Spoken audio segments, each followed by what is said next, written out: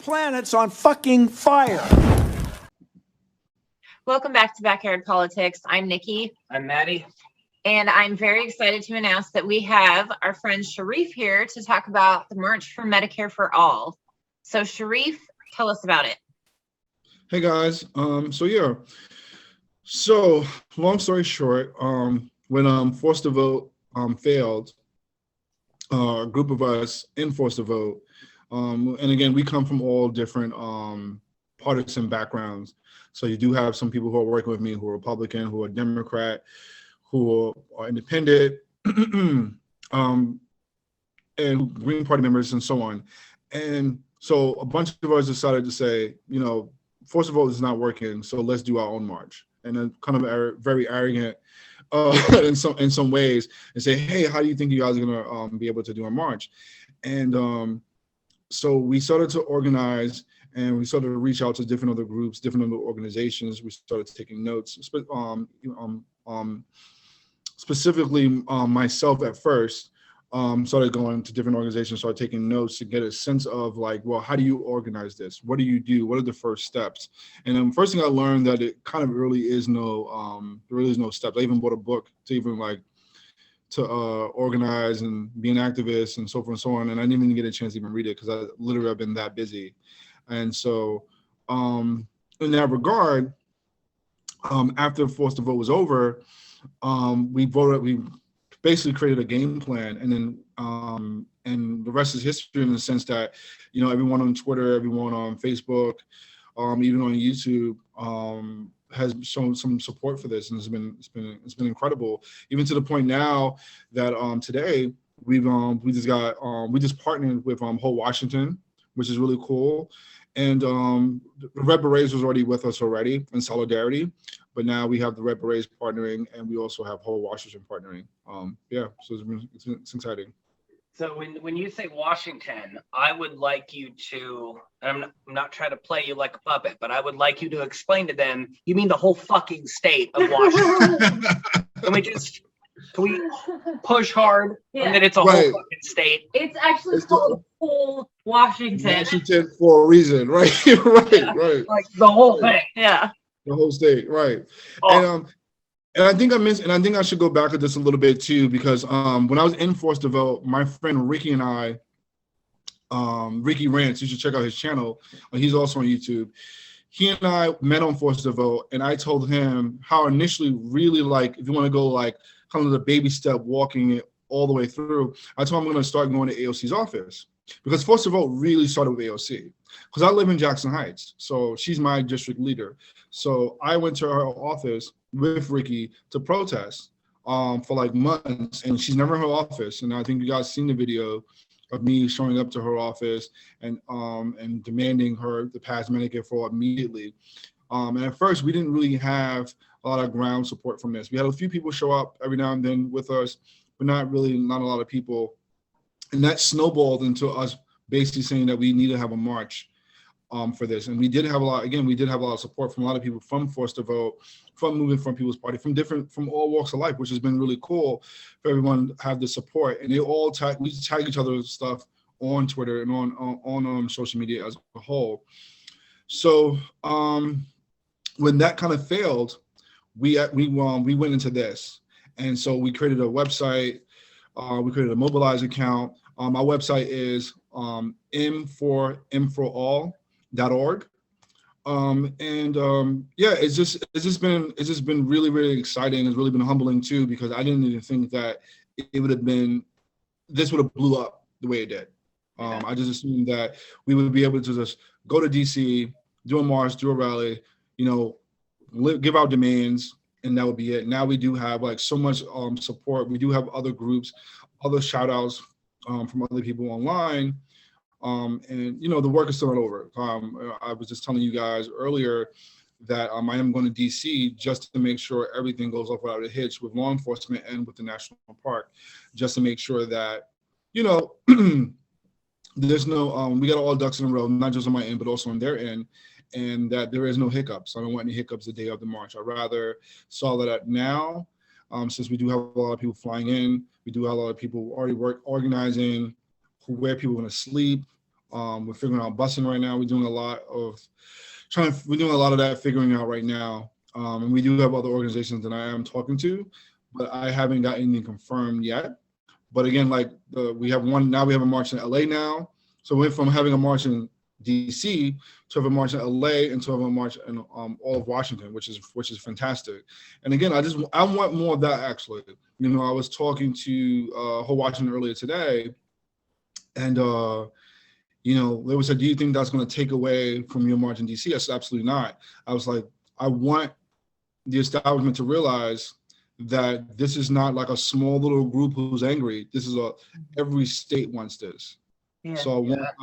So if more people jump on, even if it's not even the same day we're having ours, I don't care.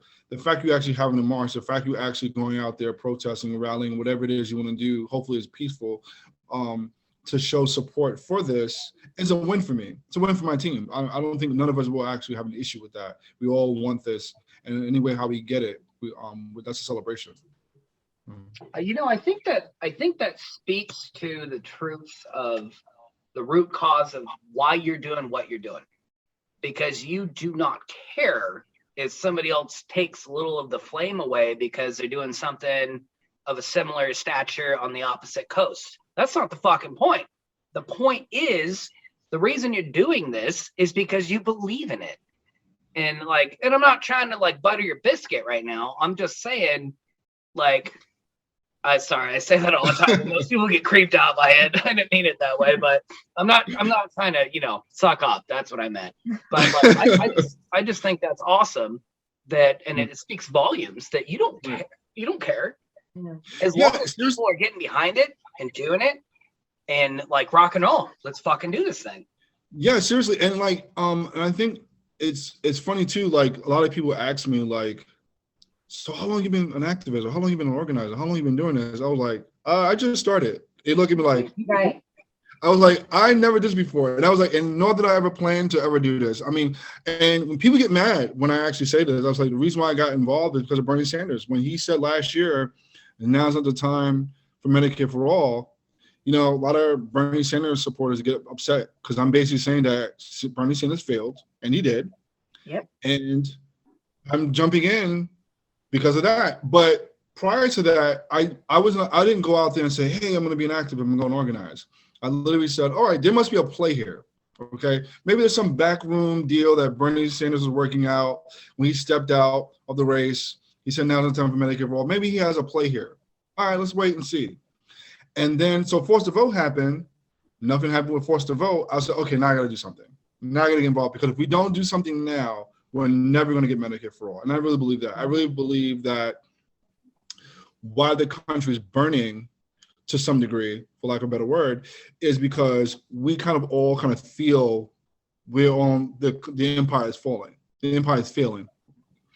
And because of that reason, I think that's why me and my team has been able to get out there and get the support for this. Because I don't think any other year I would have been successful. I don't think Whole Washington, no disrespect to Whole Washington, no disrespect to any other organization that's thinking about working with me. The reason why I believe they're even entertaining the idea of working with me is because the system is so polluted, the country is failing, the empire is falling, and we don't have any more options. So and we're in a pandemic. And we're in a pandemic. Oh, that little thing. Oh, that little thing, right. right. And I think at the end of the day, like, people instinctively kind of feel that. You know what I mean? I think it's an unspoken, like, they know that it's happening. They don't know how to rationalize it. And so they latch on to this because there isn't an option there anymore. So they're going to come to this. Right. Yeah, we don't have any leaders to look at.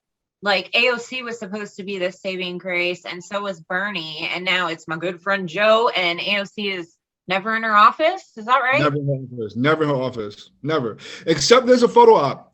When she needs to do a photo op, because like there's a building next to my building in Jackson Heights that burned down, unfortunately. And everyone in the building had to evacuate. And that was on the news. And that was like doing something for the march. I remember that just distinctly. It was on a Monday, and AOC showed up. Literally, like she was like 2 minutes away from my doorstep. I shit you not. She was there for a photo op because the building burned down, and so she was there. So the only time anyone ever sees her in the neighborhood is when something happens. Maybe she was confused and thought they were holding kids in cages there, so she could do a little selfie for. Was that too much? It's AOC No, like held I think Sorry, saying? go ahead, Shareef. No, I was going to say, Maddie, you gave her just enough chutzpah. Just enough. AOC's held to like this high standard, but even like our politicians, they're never in their offices, and it's right down the street. They're always like up in Portland where they live, or DC or wherever else. Yeah. And people need to realize these AOC or squad fans, they're not just bots, they're real. So when I used to protest, people used to come up to me and it was like, you do know we have 2 House bills, right? Someone is working on this. And so I get people in the street when I used to go out there and protest, who used to come up to me and say, give her a chance. Aren't you a little too early for this? Biden's only been in the office for like 3 days. Wait a bit. You're a little too early for this. You know what I mean? So I got like, so I've got everything under the sun. People are very bold to tell you to their face, like, leave AOC alone.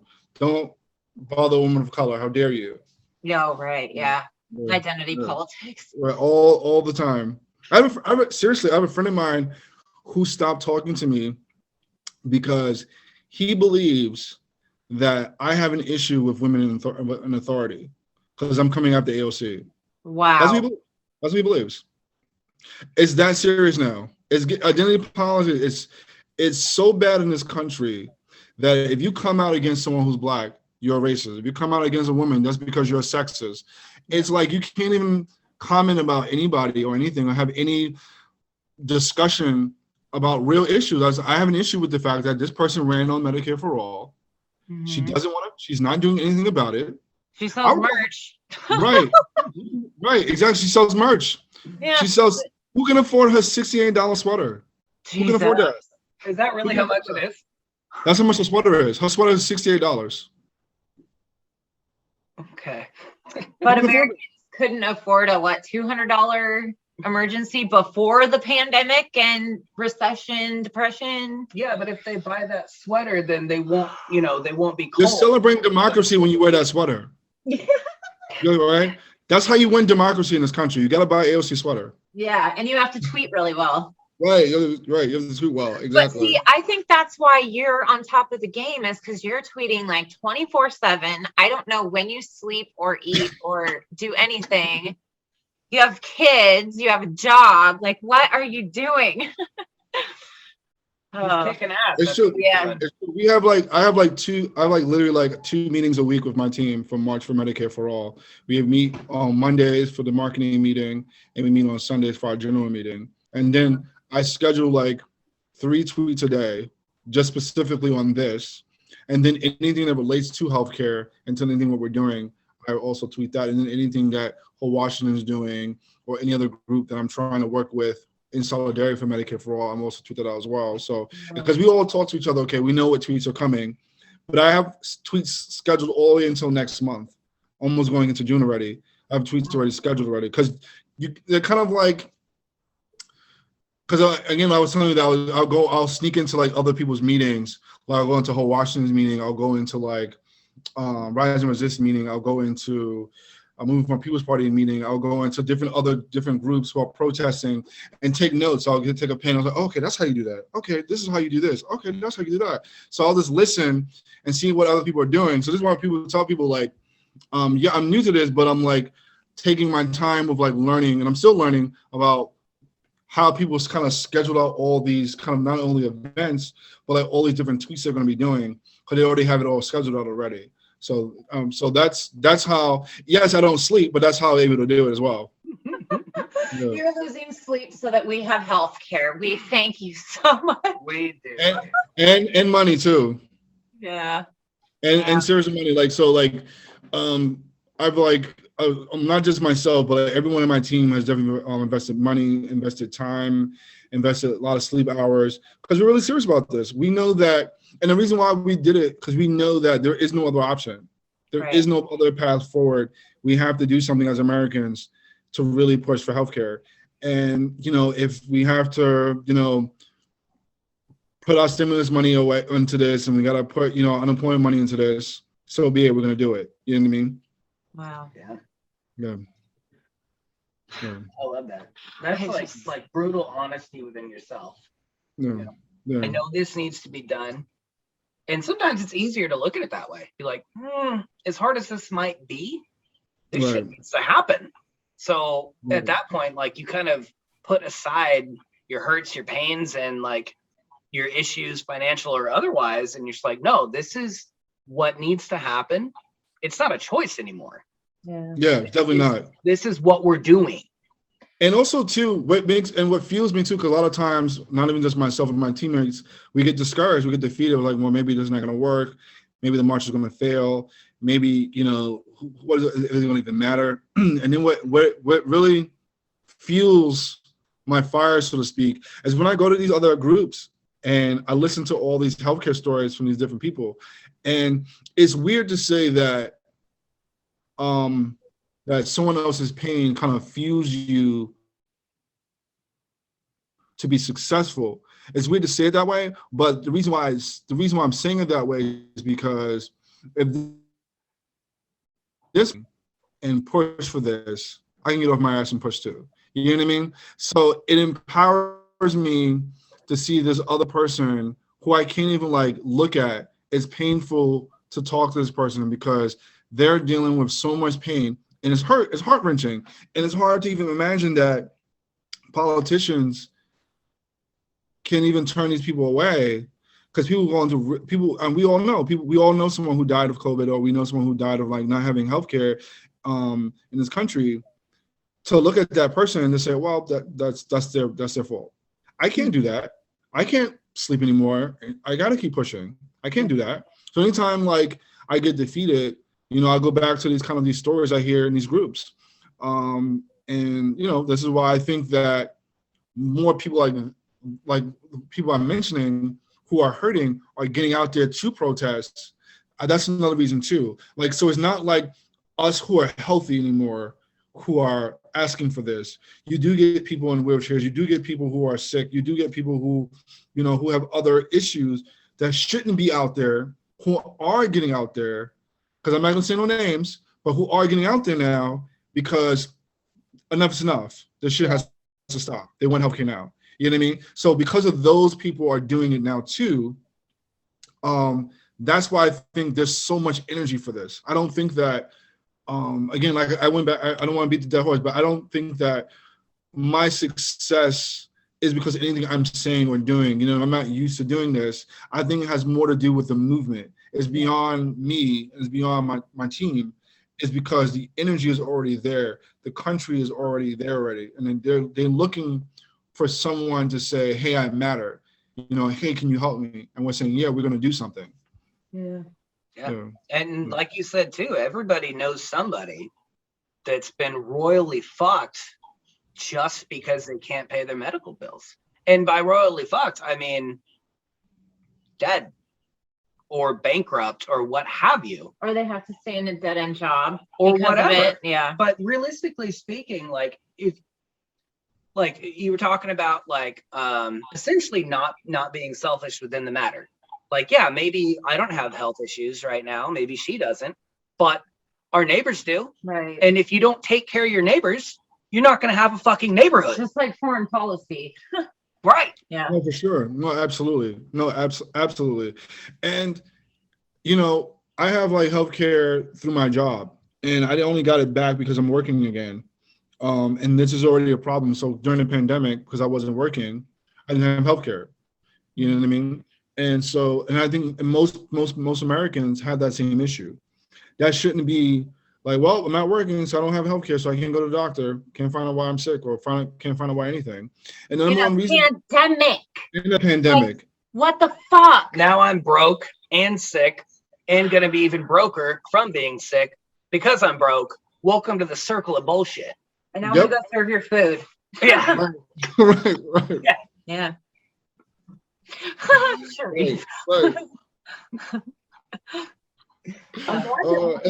That's funny because I'm later. Yeah. That's why that's funny. Because I do serve food for a living. Oh, really? Shit. I was a barista forever, so yeah.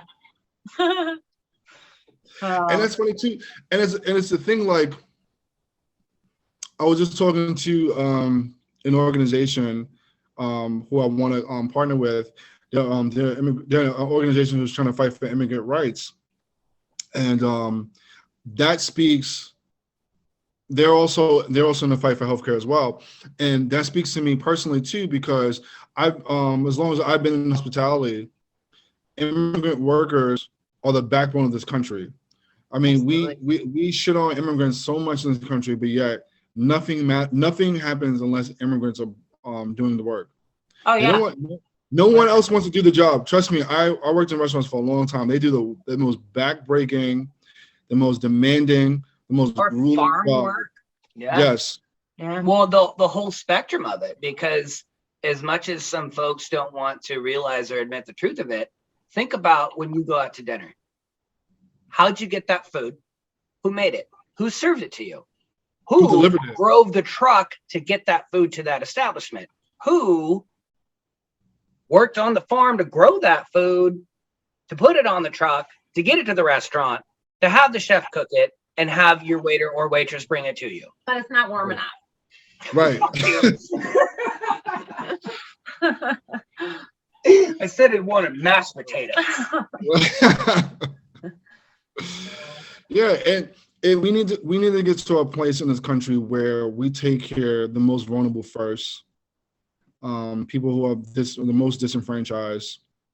We need to also too with Medicare for All. I think we also need to look at what other countries are doing in regards to that, because I don't think none of us have thought about, okay, now that we got Medicare for All, what does that system going to look like? I think that's going to be the next phase in our fight. I think we should also start thinking about what country are we going to model. You know, if we're going to do something similar to Germany, or we do something similar to France, there's going to be something similar to Japan or the UK or whatever the case may be. Because no, we do have two House bills, but at the end of the day, those two House bills can combine into one bill.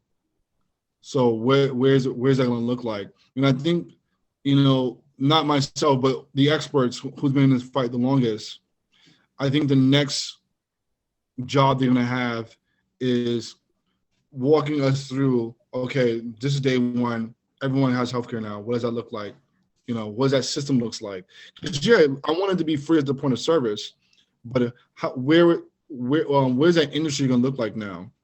I'm pretty sure that there's going to be some things that we're going to like, and there's some things we're probably not going to like. At the end of the day, we're going to, and there's going to be some type of negotiation, I think, in the end, when we actually win for Medicare for All, because we are going to win, but it's just like, what is that going to look like?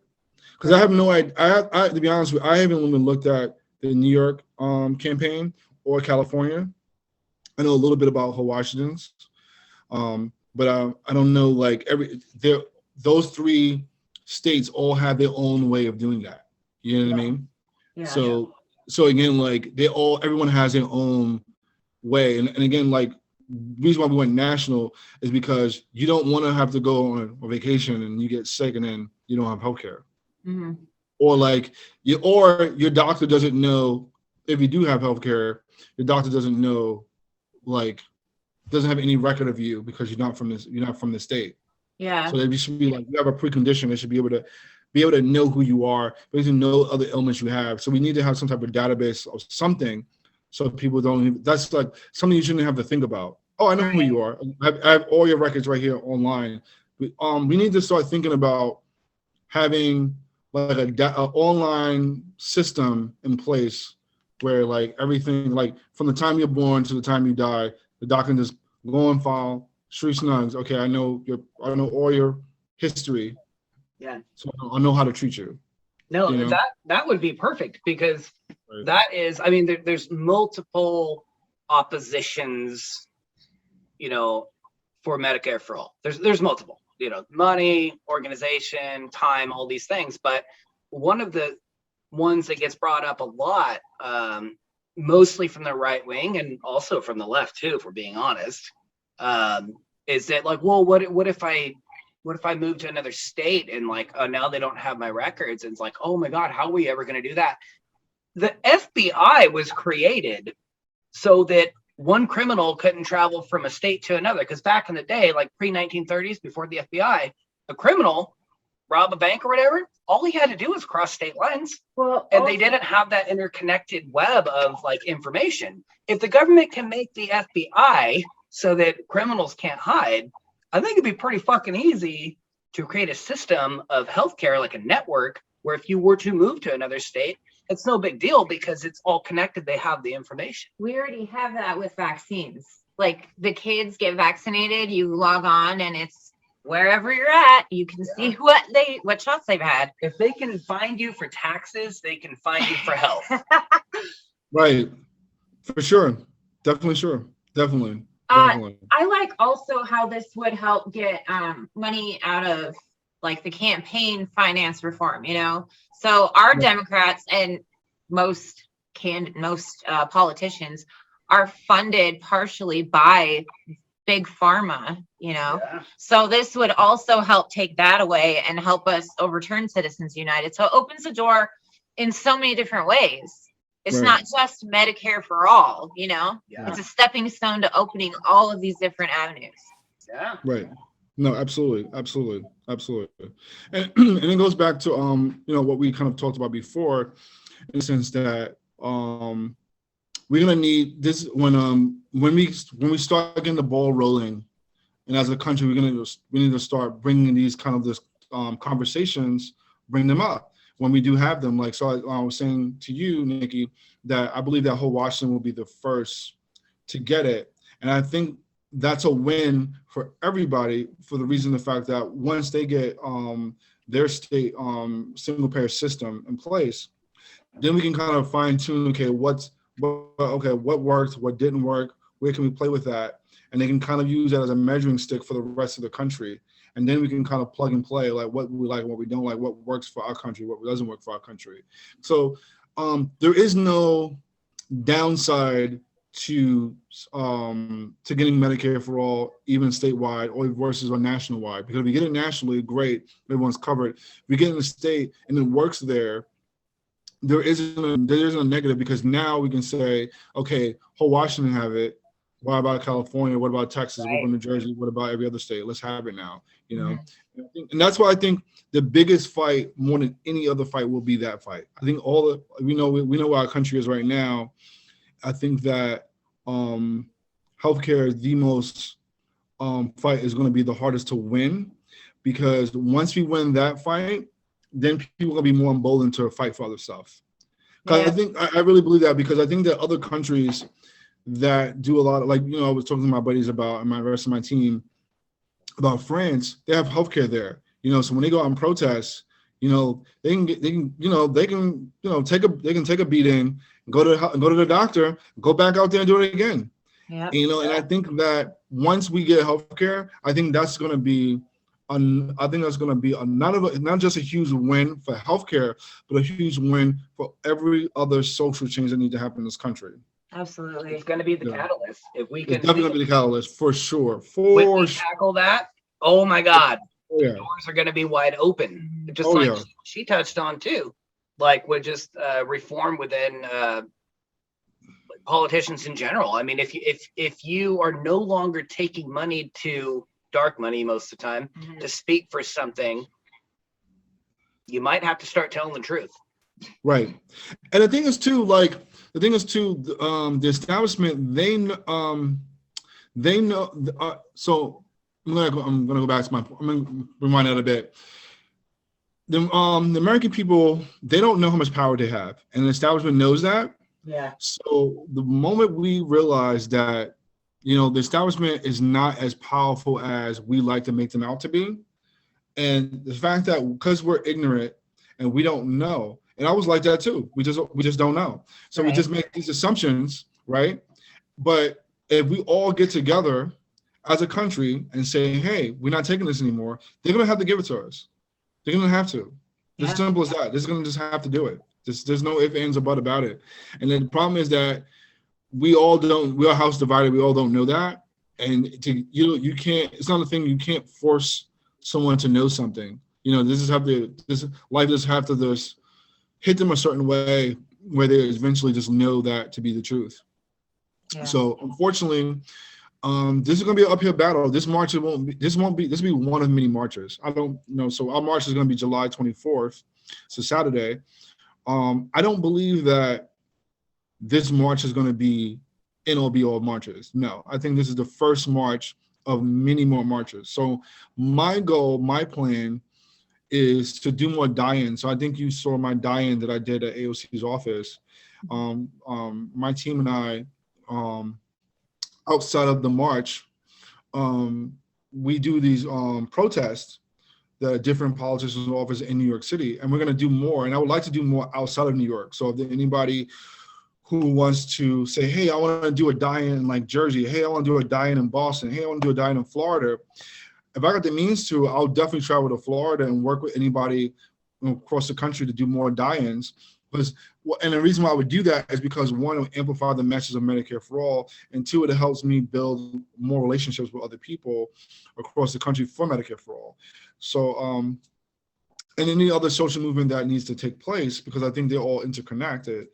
So I'm gonna do more die-ins up until the march, and then I'm gonna do more die-ins after the march, because I want to promote this first march, and then next year we're gonna have another march, and the next year we're gonna do another march, and another march, and another march until we get it. Because I think that it's going to take maybe about 7 to 10 years before we have a national healthcare system.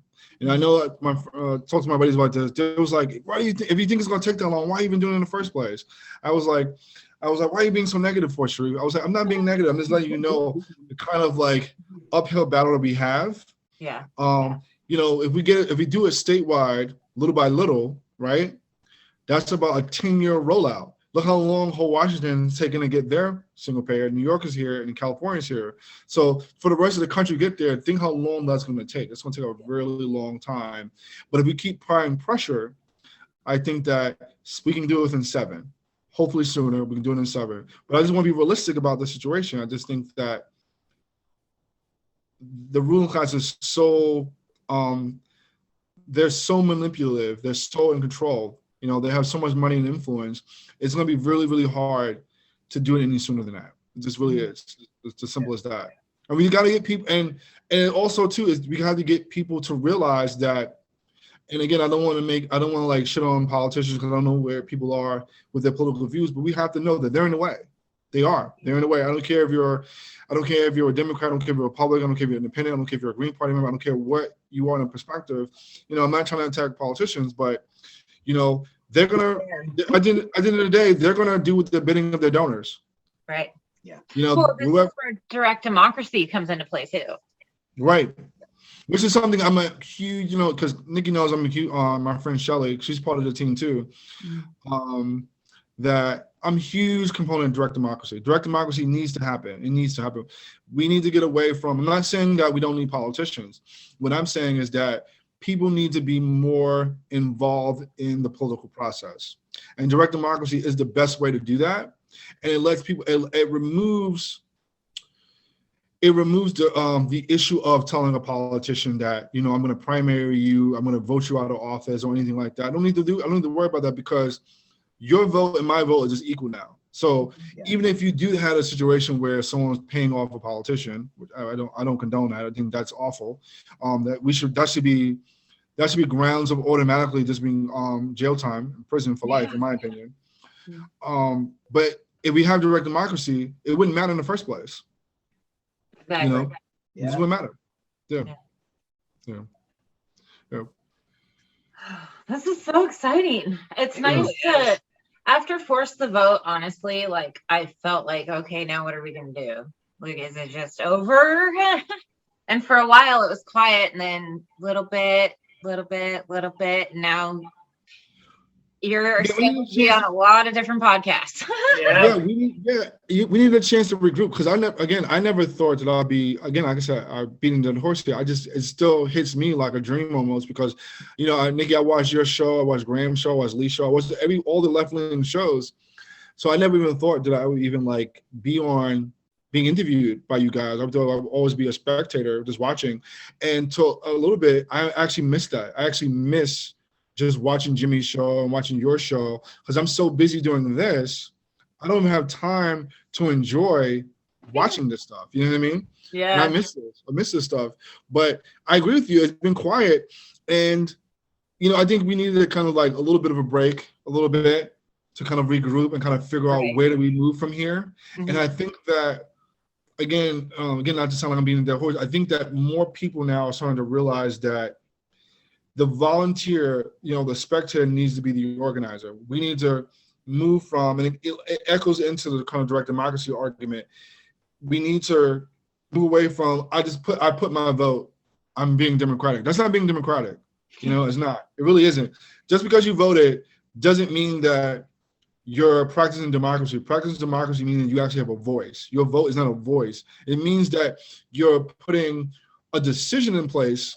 It's not means you're putting your voice in place. You're not being heard if no one can hear you.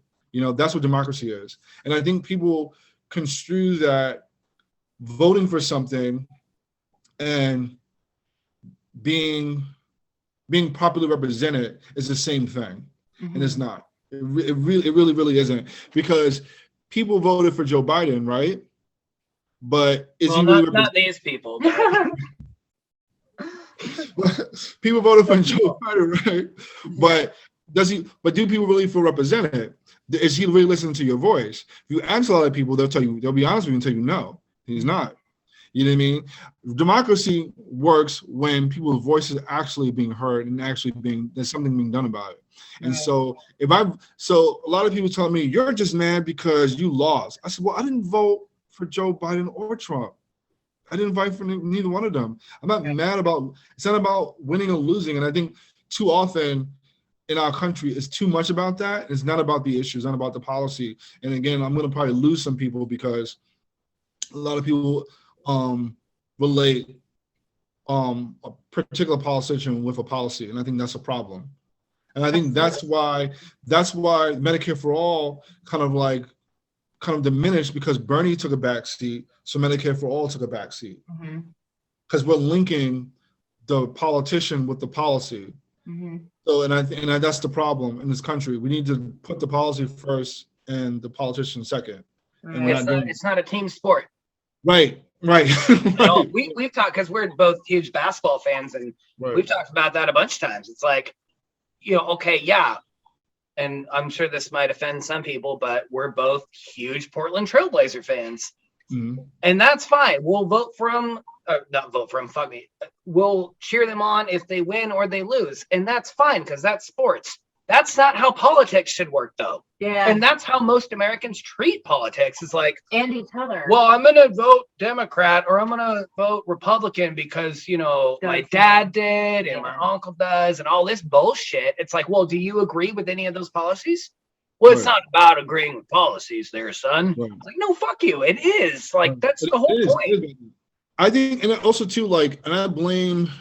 I blame mainstream media for this too, because I actually had a lot of my friends was telling me that you're a celebrity now because you get a lot of trolls now.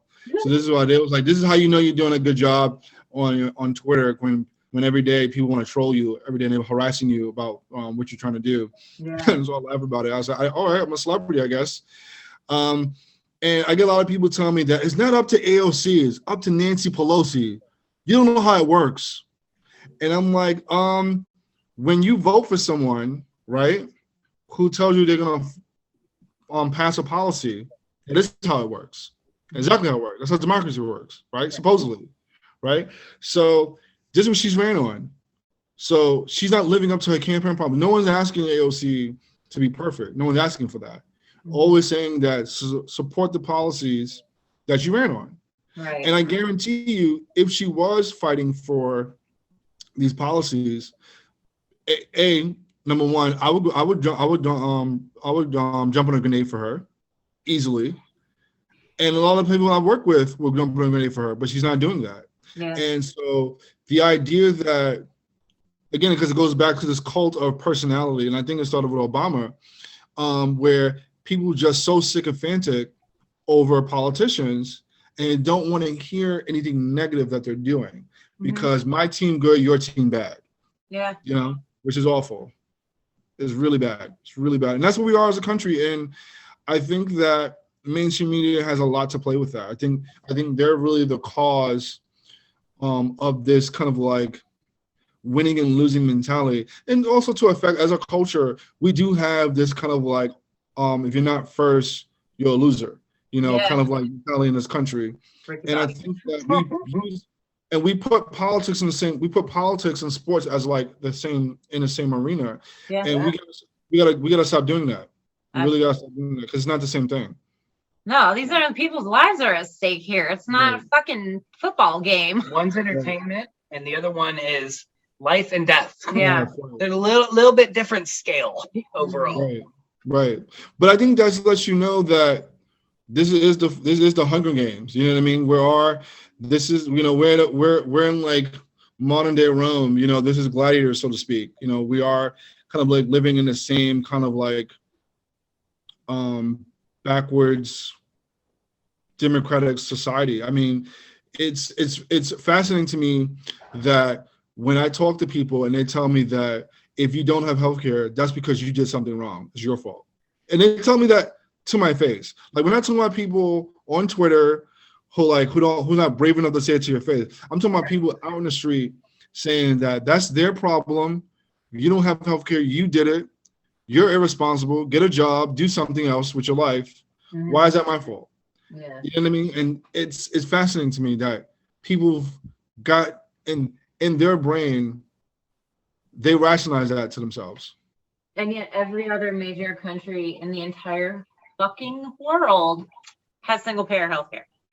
But the best country can't have it. Well, winner. I don't get that. Right. And it also too, like, to touch on that too, like, because friends of mine was talking to me about this too. Like, Shareef, if we're the richest country in the world, and if it saves the government so much money for Medicare for all, why won't the government do it? I can't imagine. Why would they not pass it? I says, well, there's a simple reason for that. Yes, it saves the government money. It doesn't save big pharma money. It's not the same thing. People need to understand the difference between the budget for the government and the budget for big pharma. Yeah. Okay, they're not the same thing. The government doesn't run the country. Corporations run the country. Yeah. So that affects their pocket, doesn't affect the government's pocket. Totally different thing. People don't understand that. That's not something that we're taught. You just have to kind of do your own research. You just kind of you don't go to school, because no one in school is going to tell you that. Yeah. Any professor or any teacher tells you that, they're losing their job. Just full stop. They're losing their job. That's exactly what's going to happen. They're going to lose their job. So that's something you just have to kind of learn. And, you know, it's just that, and you have to kind of connect the dots.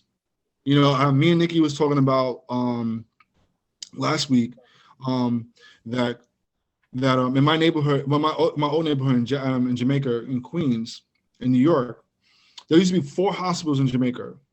Now there's 2 hospitals, right? So they got rid of the hospitals. Why? Because the hospitals aren't making enough money. So this is America. So when people say that, oh, I don't believe that, it's not true. It is true. So they got rid of these 2 hospitals in Jamaica. And they put up, I think one was a condo, and I think the other one was like, they put up other businesses to make money in that neighborhood, in that area. And this is what we do in this country. We don't, and it echoes back to why I say that the government doesn't run this country, corporations run this country. So this is why this relates to what I'm talking about. Because in a civilized country, the government would not allow the disadvantaged poor neighborhood, remove 2 hospitals, right? Put businesses to make money for corporations in this neighborhood. And that's what's going on right now in Brooklyn, and with whole Cuomo trying to take down this Brooklyn hospital. That hospital now, if they move this hospital, it'll go down to 1 hospital now. if they remove this hospital. And again, these are poor and Black, brown neighborhoods who lose in hospitals. So then a lot of people would say to me that, I have these conversations with people that I don't see how like the government and corporations and this kind of correlate. Well, if you connect those dots, again, this is something that you're not being told. You just have to pay attention to. Right. What was there? 4 hospitals. Now there's 2. What got replaced? Condos, businesses, McDonald's, Starbucks, whatever got moved there. What are they trying to do in the neighborhood in Brooklyn where Cuomo's trying to get rid of this hospital? They're trying to put in another business. They're trying to put another complex. They're not trying to put anything that's going to benefit the community any better. They're trying to help Uber. They're trying to help Amazon. They're trying to help Walmart. They're trying to help all these businesses. So that always relates. Who's benefiting from this hospital being removed? Why we don't have Medicare for all? Who benefits from that? Big Pharma. Why you don't have it is because they make more money. The government doesn't make more money. Big Pharma makes more money. So when you kind of relate the two and you go, oh, okay, now I get it, then it makes sense. Yeah. And when Big Pharma makes more money, our politicians make more money, but that doesn't mean our government does. That's just the individual politician. Exactly. And with that whole right-wing argument of like, oh, we're going to have such long lines and, that bullshit. Well, what do you think is happening right now when they're removing all these fucking hospitals? Right. And that's the thing too. It's funny you brought that up, Nikki. Not to cut you off, Maddie, is that's exactly what's going to happen. That's what's happening already in New York. Even before COVID, there's so many long lines in the hospitals because we don't have enough hospitals. We don't have enough doctors. We don't have enough nurses. COVID proved that.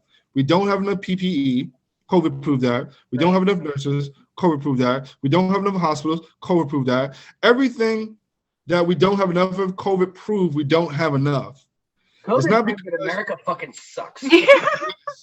Yes. On the health level, on the mental health level, on like the economy level, on every fucking level, COVID proved that this is not the greatest country that's ever lived. It is the richest country, and that's the end of that. Yeah. Yes, absolutely.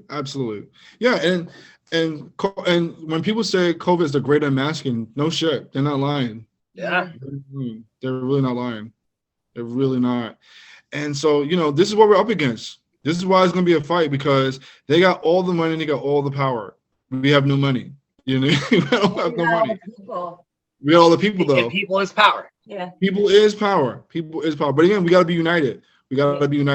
And I think once we start to say, fuck this shit, fuck these people, you know what I mean? Then we're going to win. Yeah. Then we're going to win. That should be your t-shirt that you sell. Fuck this shit. And then Medicare for all on the back. On the back. On the back. Right. I want one. It's funny. We're working on face masks and t-shirts right now, actually.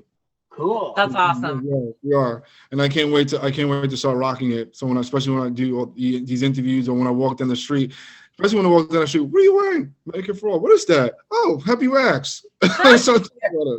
Yeah. Oh man. So exciting. Yeah. So, what is next up for you? So I mentioned next week I'm going to talk to the national park and talk to the law enforcement about the march, make sure everything's all the ducks in a row. And then the next step is to kind of like give like a good lay of the land of trying to get a sense of like where everything is in DC, talk to all the businesses there in DC, see how we can work with them, some type of solidarity in DC. Because when I go there next week, I don't want to just go there for paperwork. I want to make use of my time there. I want to see what other organizations that can come out and protest with us and march with us. Get any of the small businesses maybe want to come promote their shop. Maybe they can sell some food that day. We have a lot of people who are going to be hungry. Maybe we can sell some other merchandise. Hopefully they can put our poster or whatever in their store leading up to the march. So that's kind of like some of the things I'm excited about. And also too, I'm excited about planning out how the days will look like. We're going to be from the march is going to be from 11 to 5. The first part of the march is going to be the demand. We're going to talk about what our demand, what our ask is. Then we're going to have the march itself. Then we're talking about having guest speakers. We don't know who that is. My fingers crossed. I really want Laura Felding from the Red Berets to show up. I've been, like I said, I've been talking to her for like a long time. She's a real one.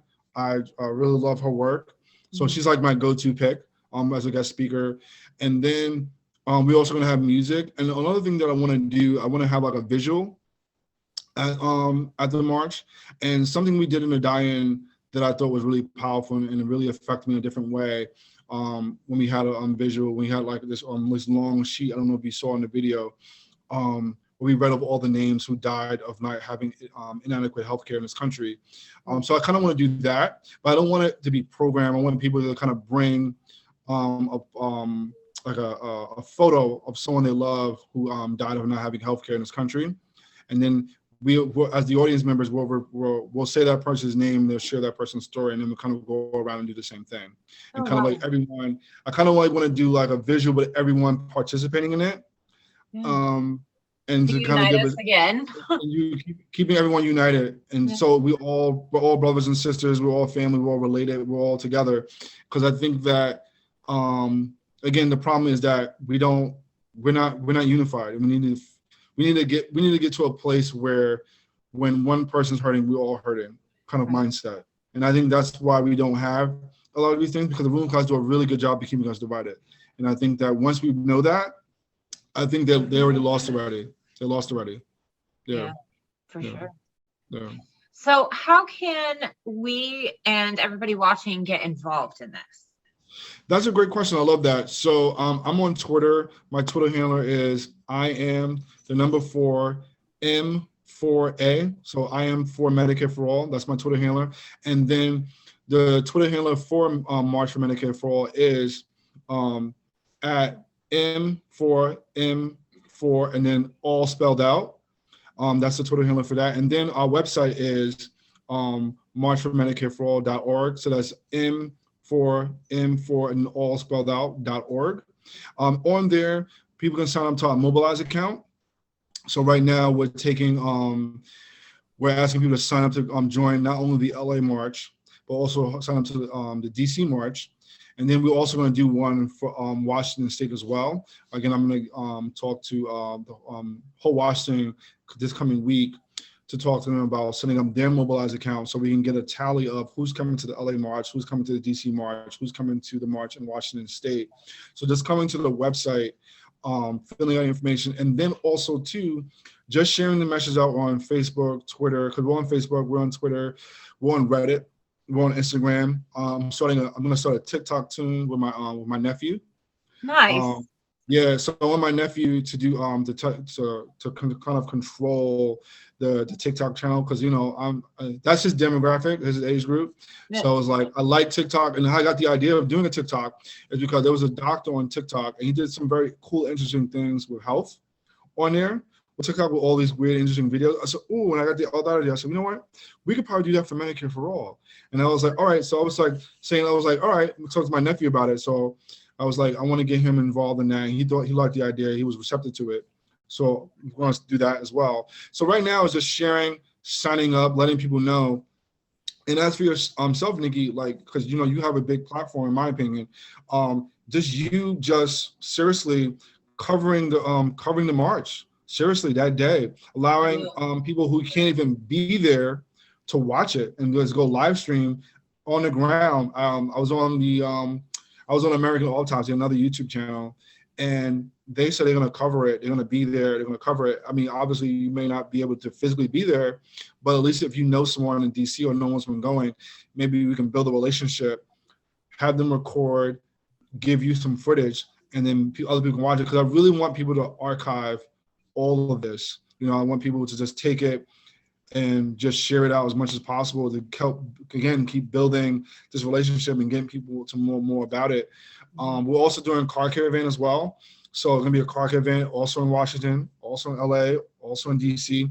So people who are afraid of COVID, rightly so to be afraid of COVID, you don't have to physically be out on the street. You can be in your car, drive around, honk the horn, Medicare for All, and those are all the different ways people can get involved, all the different ways that people can help. Because again, this is going to be a long, grueling battle, but again, necessary and definitely worth it.